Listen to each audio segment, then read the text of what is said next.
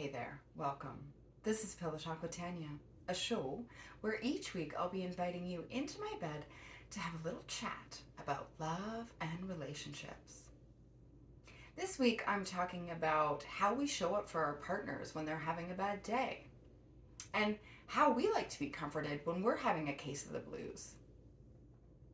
Recently, I was having a bit of a down day, and my go to response whenever I'm experiencing negative emotions of any kind or any kind of stress whatsoever is to say, I'm selling everything and moving to another country. I usually move to a hot country where I live on the beach and speak Spanish and drink wine all day, and it solves all my problems. It's great. It's a wonderful fantasy. I have actually moved to other countries, and while it is an incredible experience that is very rewarding, it does not solve all your problems, unfortunately. You take them with you.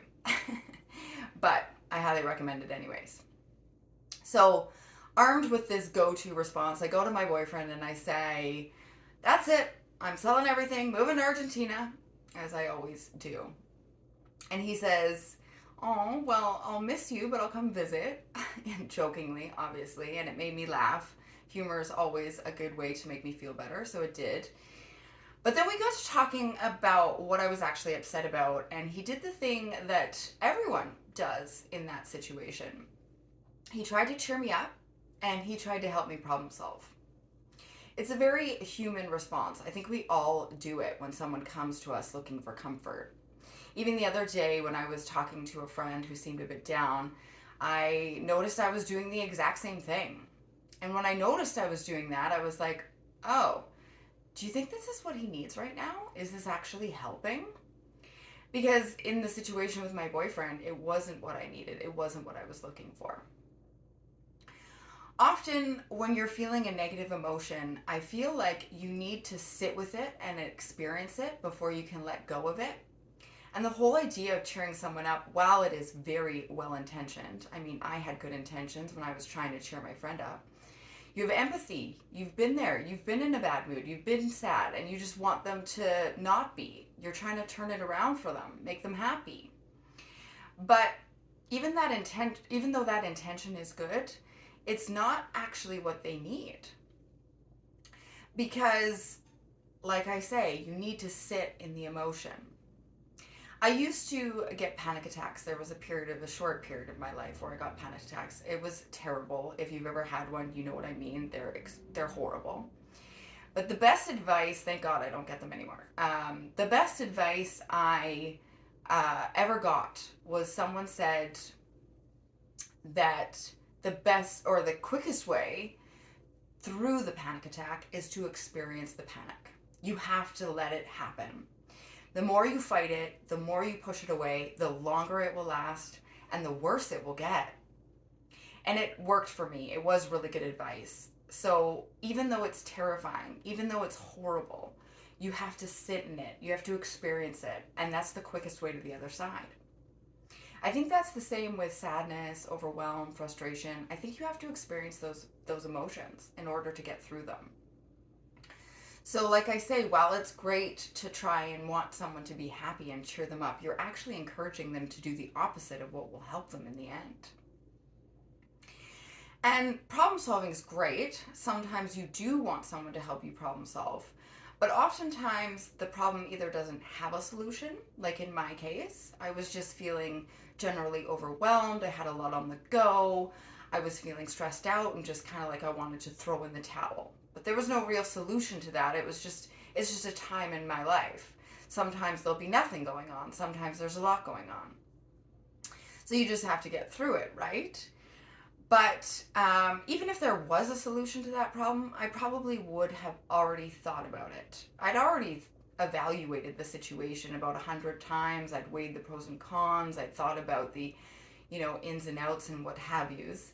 So having someone try to do that again is almost a little bit frustrating because they're giving you answers that you've already thought of, and they're kind of negating the fact that you've already gone through that whole process and you're still just feeling overwhelmed. So I think the beauty of the perfect, or not the perfect, but the beauty of a very good and true friend or partner is someone who can sit with you in that emotion. Just listen. Just be there. Maybe commiserate a little bit. Tell you everything's going to be okay. Rub your back. Maybe feed you a good meal and put you to bed. And you'll probably wake up right as rain. Just someone to be there to hold your hand through those negative emotions. Not try to convince you that you should change them. Not try to convince you that there's this solution that you hadn't thought of. Just be there. And I didn't realize that's what I was looking for in the moment. I haven't always been great at knowing what I'm looking for. I often go into a situation hoping that the other person will figure it out. And that's kind of ridiculous and naive. I've realized that if you don't even know what you're looking for and you can't express it, how could they possibly know? But I have spent a lot of my time trying to get other people to figure out what I need. And what a waste. So I, in the moment, was not able to communicate what I needed. But later I did figure it out and was able to. And my boyfriend was like, oh, that's way easier than what I was trying to do. I'll just do that. And I was like, perfect.